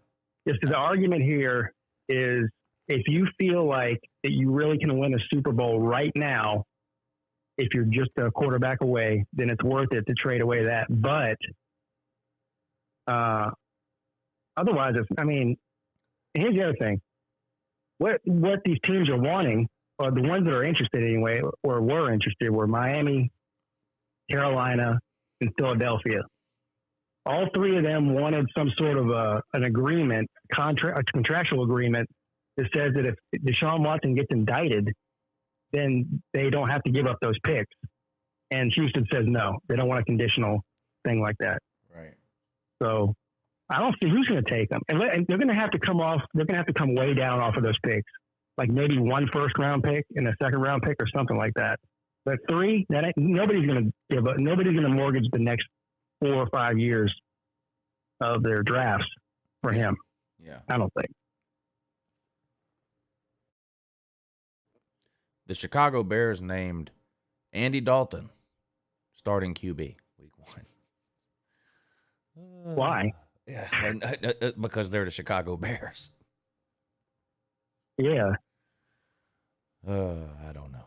Yeah, Is Trevor starting? I'm ridiculous. assuming he is. Who's the other guy they have there? Ryan Fitzpatrick? Yeah, he is. Who it is? Or I don't even know. No. Fitzpatrick's. I don't even know where he's at now. And it's not Jacksonville though. Okay. I don't know who the number 2 is because they just traded away Minshew to someone. I don't know who it is, but yeah, they named Trevor the starter last week.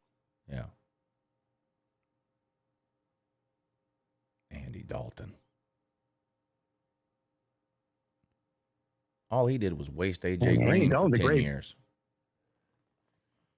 Yeah, he's a great backup quarterback, but he ain't gonna. Especially in that division, they're in Green Bay's division. Yeah. Yeah, no chance with him. Good luck. Minnesota's good too. Yeah. Who's the 4th team in that? Yeah, Minshew to the Eagles. That's it. The Vikings, the Packers, the Bears. The 14, the Lions. The Lions. Yeah. Yeah.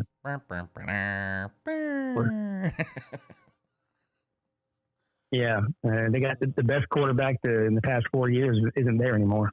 So we're screwed. Yeah. How is it possible that the Lions had Barry Sanders and nothing else for 10 years? Then they had Calvin Johnson and nothing else. Then they had Matt Stafford and nothing else. Like, why can't they get 3 somethings at the same time and do something? It's like they have a rule. They can only have one good player at a time. Are they the historically worst run franchise in NFL history? They've got to be, right? Probably Cleveland. Like they You slip think your so? mind because Cleveland is No, good. Cleveland's good right now, but Cleveland's been horrible for 50 years. I think Cleveland won championships. I mean, that was a long time ago. Oh, did they? Maybe I think they did. so. The Falcons. They might not have been in Cleveland. They might have won when they were the Baltimore Browns or something. I can't remember. Oh, okay. Bengals is a good one. Go Bucks. The Bengals, yeah, they've been pretty bad too. But nah, Cardinals, no, they're not the worst one. Remember the Icky Shuffle? Yeah, Icky Woods, was that his name? Icky Woods, that running back? Was that who that was? Icky Yeah. Woods. Yeah. The Icky Shuffle. some of them guys still do that when they score. Yeah.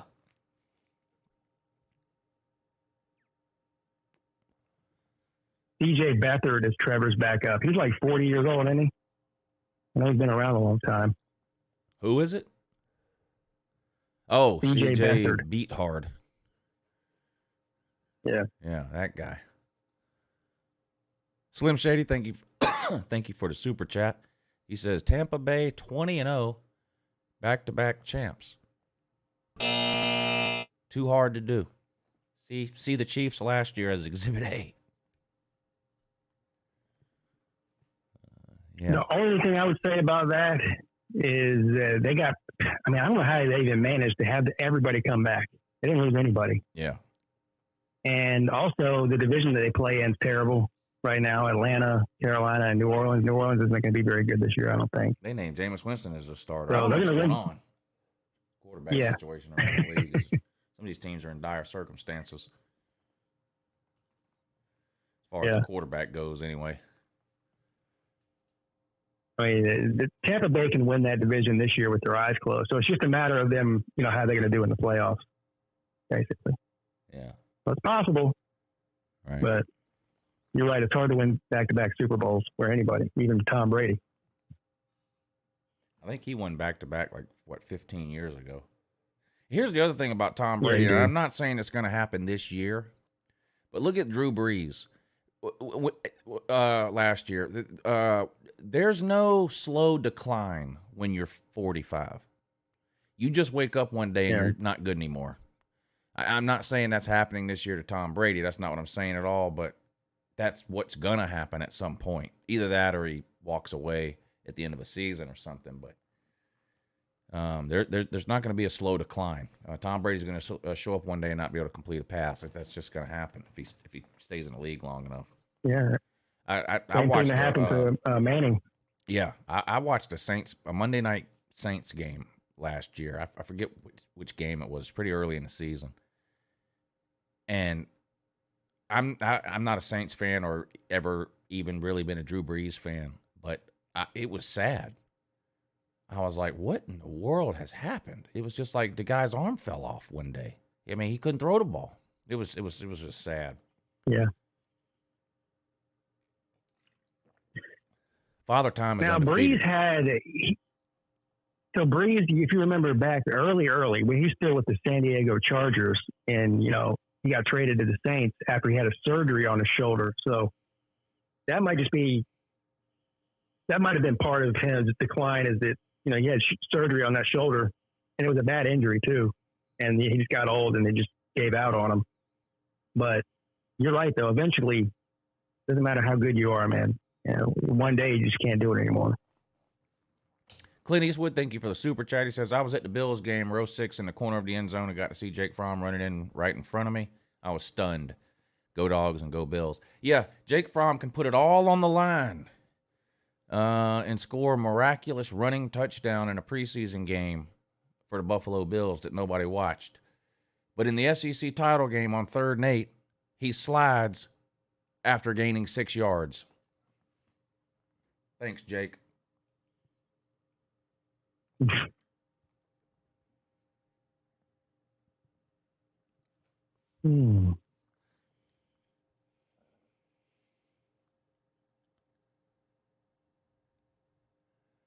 Code Saints wants to know if he can get a who dat. No. No. I don't even know who that is.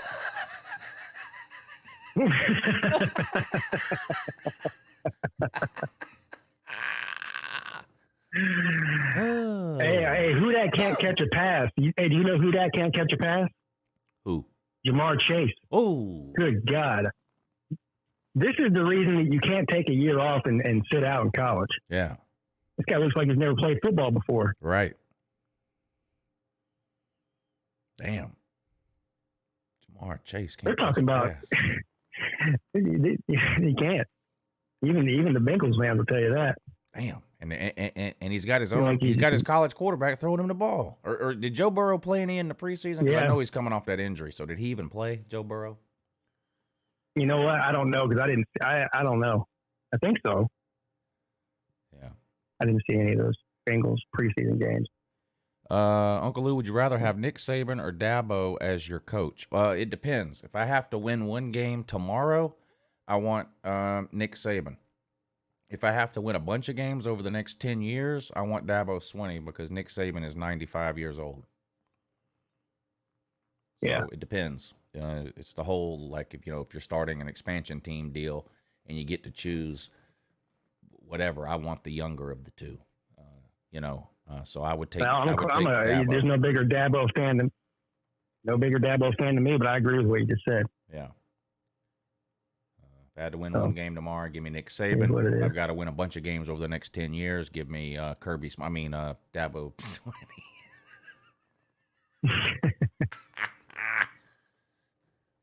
But same thing, though. If I got to win some games, if you ask the question Nick Saban or Kirby, take Nick Saban tomorrow to win me a game. I'll take Kirby Smart over the next 10 years to win me a bunch of games because I just don't know how much longer Saban's going to be around. So, Nicholas Riatano, as Lou would say, no. Yeah, that was Dabo going to Alabama. Right, no. That was true 6 years ago. That was true 6 years ago. That's not true now. Yeah, not true now. Yeah, according to them, it'll be true 6 years from now. Too, they're never going to give up on that. Right. Of course, here's the way I think it's going to play out. It's Mario Cristobal. Dabo's 50. He's 51, I think. 50 or 51. Dabo is young for a coach. He's going to coach at Clemson for a minimum of another 15 years, I think. That'll put him at 65. Unless he gets fired from there, which isn't going to happen. I mean, he'd have to fall way off the rails to get fired. I could see him going back to Alabama for 1 or 2 or 3 years at the twilight of his career, sort of like a Mac Brown situation. How old is Mac Brown? Oh, he's 60 yet? Oh, he's older than that. He might be in his 70s. No, I'll look it up. He's younger than he looks. I know that. He was born in 1951, so he's 70. Oh, okay. Wow. I can see Dabo going back in a situation like that, the twilight of his career, for the nostalgia of it, to go end his career where he went to school and played and all that. But, he ain't going anytime soon. No. Well, why would he? If Saban retired tomorrow, I think it would be Mario Cristobal. Yeah, that's what I've heard, a lot of that. It's also possible that they do the Florida State deal because Nick Saban collects head coaches as analysts, or coordinators, or whatever. In the closet. It's possible that if it depending on which ex coaches are on the staff at the time, that they would promote from within, but I think it's more likely they go out and get whoever they think the best young coach is. So. Yeah, I can see that. I mean, if let's put it this way: if Saban had retired at the end of this last offseason and went out on top, there's a good chance that Sarkisian would have got that job. Don't you think? Yeah, I do. Yeah, so I do. Barry says Lane Kiffin is a sleeper to replace Saban. My only issue with that is I feel like, not that they would let Saban make the decision, but they're not the best of friends, those two. And I'm not sure if Alabama would do that to Nick Saban. Like, I don't think Nick Saban would want Lane Kiffin to be his replacement. Just, you know, I mean, he did sleep with his daughter, so at least that's the rumor. So I'm not confirming or denying. That's just the rumor. Is that Lane Kiffin slept with Nick Saban's daughter? Is that really? I never heard that before. Yeah. I doubt it's true, but Lane Kiffin's wild. Yeah, he is that. Oh. True Seminole, thank you for the super chat. Seminole, yeah. I'm not sure how long Mac lasts, but could Brent Venables be an option for the Tar Heels? I would say. I don't know. Here's the thing. I think the answer to that is yes, if Mac Brown can build that into a perennial top 10 program. But other than that, I mean, he's already turned down a bunch of jobs. Like he's waiting for the big one, I think. And no disrespect to North Carolina, but they're not historically the big one, you know. Well, maybe they will be in the future. I know that they put a bunch of money into the football. That they're making football a priority there, and that was one of the conditions for Mac Brown to come back there was to make football a priority. So maybe they're going to be a great team in the future. I don't know, but they're not a top 10 job, really. Not right now. They aren't. You know, North Carolina's a top 10 team right now, but when what bowl was it they played in last year? The Cotton Bowl or something? Whichever one it was. It was a New Year's Six bowl. Played against A&M. Yeah. That's the first time they've played in a quote-unquote New Year's Six bowl in 50 years. Yeah. So like you were saying, Pete, let's see if they can – let's see how they do this year and next year.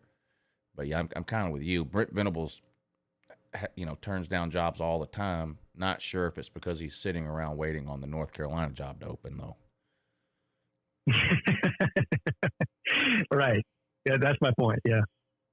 Now, let's put it this way. If Kirby Smart left or got fired tomorrow and Georgia's job came open, I think Venables that's a job he would leave for. Somebody mentioned Lincoln Riley. I don't think Lincoln Riley goes anywhere other than the NFL if he goes anywhere at all. And there's another one that Venables would take, Oklahoma. Of course, he's got a history there. Yeah, he came from that's Clemson got him from there. Isn't that right? Yeah. Originally. Well, that's where he was at when Dabo hired him, right? Yeah. He was the he was a co-defensive coordinator. Yeah. And Stoops took back over the defensive coordinator position from the assistant. Right. And he didn't like that. He left. Yeah. Nepotism. Not good. So thank you to Stoops. Forever grateful, sir. You're a hero, scholar, and a gentleman. Probably even pay your taxes and vote Republican, too. Mm-hmm.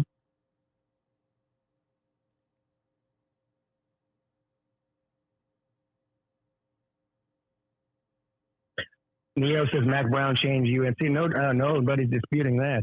He's my second favorite coach in the country. I mean, he's a Hall of Famer. And it's not a fluke because they're not just they're not just better because Mac Brown is coaching the same talent that North Carolina's always had, but coaching them better. There's more talent. So he's got the coaching and the recruiting. Not very many people are A+ in both those categories. I mean, Dabo, Saban, not Kirby, not yet anyway. He's A+ recruiting. He's got some ways to go on his coaching, but so not only did he show up there and immediately make them better, he's continuing to make them better because they're recruiting at a high level. I mean, some of I think two of the best recruiting classes in North Carolina history have happened in the last 3 seasons under Mac Brown. So they're getting they're getting 5 stars, not 6 and 7 of them a year. Yeah. but they're getting 1 a year, 2 a year. That's all right. You know, I mean, they're and in North Carolina, you mentioned all the money they're dumping into that program. That does seem like a school, doesn't it? That could be a Georgia. You know, I mean, it seems like North Carolina is a big state. There is some high school talent there. It seems like North Carolina, if they put the money in and get the right coaching, it seems like that's what they're doing. The only thing about North Carolina is that Mac Brown is so old. Like, you almost, if you're a North Carolina fan, you almost wish Mac Brown was 60. You know, like can keep this going for 10, 15 definitely. years, really build a solid foundation. Because right now I feel like they're just a really, really good team. I don't feel like they're a really, really good program right now, but I think they're heading in that direction. So you can build a great team in a year or two. It takes a decade to build a great program. Clemson didn't become a great program all of a sudden overnight in 2016 because they won a natty. It started in 2010 and 2011 and 2012 and what's his name? Taj Boyd, CJ Spiller. I mean, they started getting people like that, and instead of winning 6 games a year, they were consistently winning 8 and then 9 and then 10. Then they won the natty, and then they won another one. And you know, now Clemson's a great program. But it took 10 years. You know, that doesn't happen overnight. You can, with a great class and a great signing class, a great quarterback, and a little bit of luck, you can have a great team almost overnight. But it takes time to build a great program. It takes time. It takes a great coach. And so that's 2 things that North Carolina has and going in its favor. Maybe not the time part, but and more importantly, it takes a major commitment from the university. Yeah.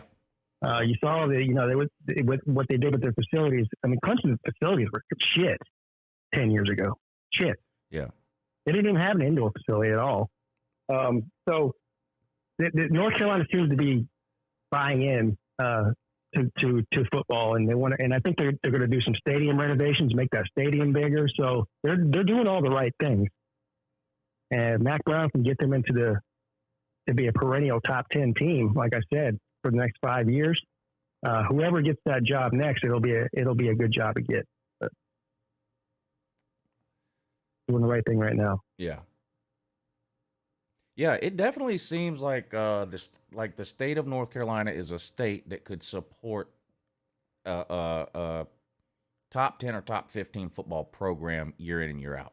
I mean, I know there's a lot of schools there, but Wake Forest and NC State are they're like South Carolina or Georgia Tech. I mean, South Carolina is a Clemson state. Georgia is a Georgia state.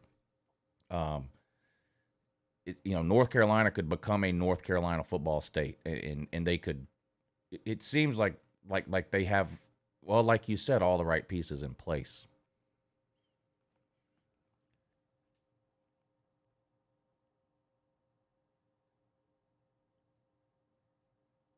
We'll see. They play Miami in the regular season. Now, that's going to be a good game. Mm-hmm. A big game, too, I think. They beat the bejesus out of Miami last year. Yeah, they did. God, that was a slaughter. Yeah. You look at Miami's schedule, there's not a lot of potential losses on Miami's schedule outside of the Alabama game and the North Carolina game. I mean, you really have to sort of look to find one, other than that. Not that, a lot of teams lose a game that they're supposed to lose, but like Miami's going to be big favorites in 9 of their games, probably favorites in 10, big favorites in probably 9. But they are every year. Well, that's the problem I have with them. Facts, yeah. There's more parity in that division than any other division in college football. Yeah. So, but they should. They don't really have any excuses this year, honestly. I mean, outside of maybe a sleeper, like I don't know, I don't even know who the sleeper would be. Virginia or Pitt, maybe. I don't know. I could see that.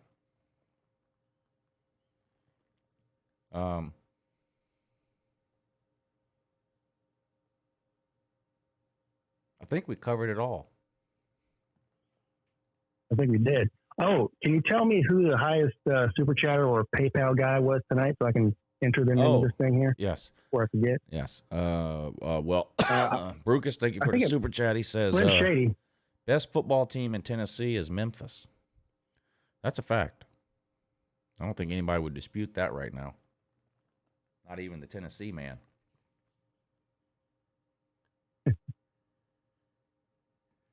All right. Highest PayPal or super chat for today's winner is going to be. I know Slim Shady sent in a bunch of different ones. It's tough for Billy Paul. But I don't know about PayPal. Okay. Yeah, it's tough for Billy Paul.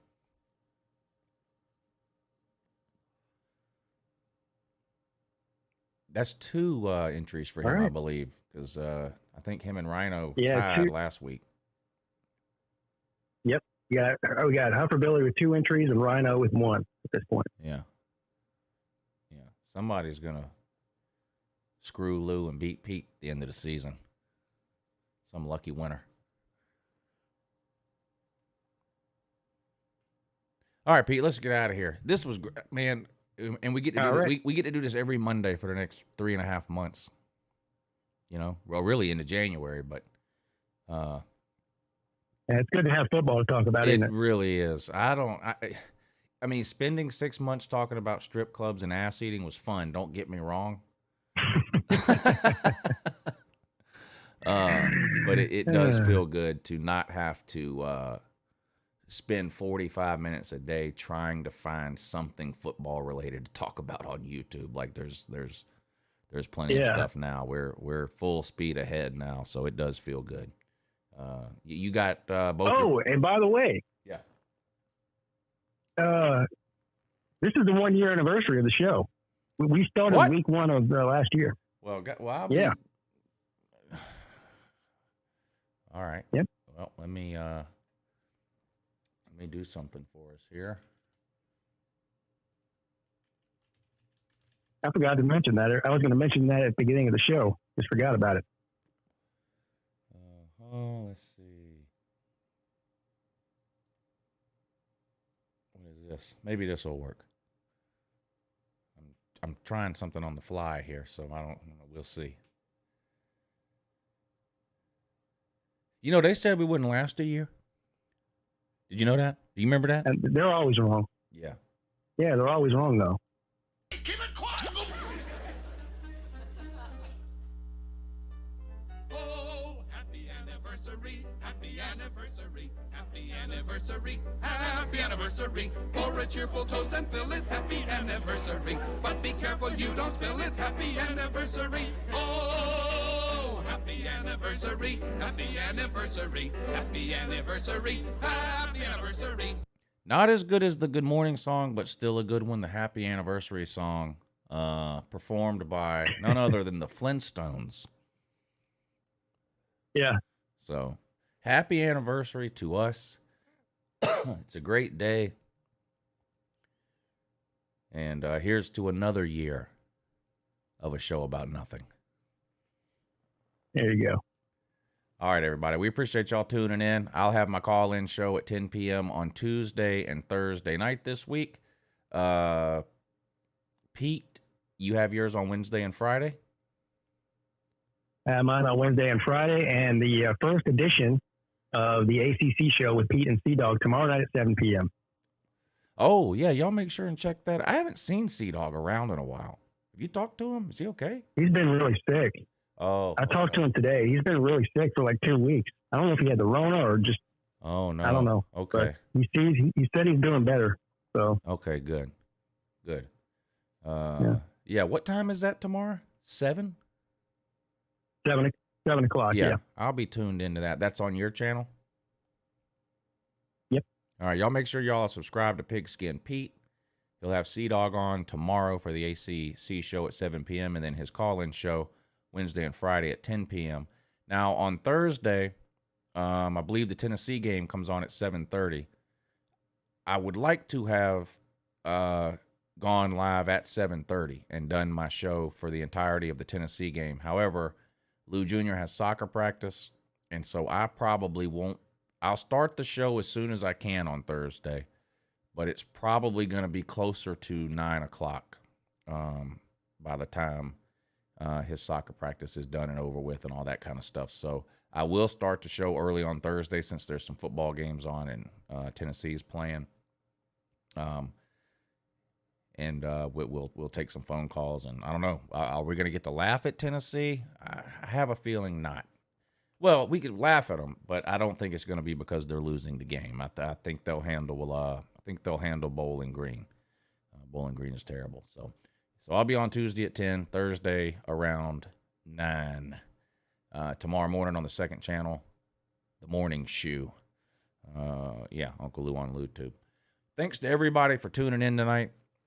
We do this every Monday night at 10, so me and Pete will be back next Monday. We'll talk about how we did on our bets over the weekend, and we'll tell you where we're wasting our money on for the week 2 games. That'll be next Monday night at 10. Shout out to everybody who helped support the show tonight with the Super Chats or the PayPal. We had Hufferbilly Paul over on the PayPal. And then on Super Chats, we had Brucus, True Seminole, Slim Shady Canes, Clint Eastwood, John Waffle, Elijah Allen, John Cofield, Jackson Porter, Stephen Roberts, and Waikiki. So a big shout out to all of you. Thanks to everybody for participating in the comments section. We hope to see you back here again next Monday. I'm going to play a song at the end of the show because I want to. I'm curious if anybody has heard of these people before because I haven't. But anyway, Pete, great show. Can't wait to do it again next Monday. And I'll talk to you soon. All right. See y'all next week. All right. Let me find this song. Any of y'all ever heard of these people? What is he?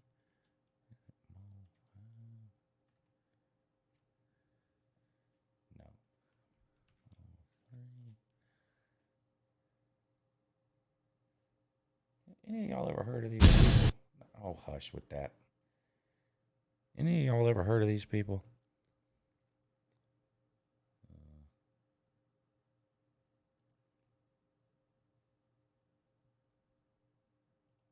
These people right here. Mo3 and OG Bobby Billions. Any of y'all ever heard of these people? New to me. They're new to me. But y'all should check them out. It's rap music, so you have to be into that. But here you go. Appreciate y'all tuning in. Talk to y'all again soon.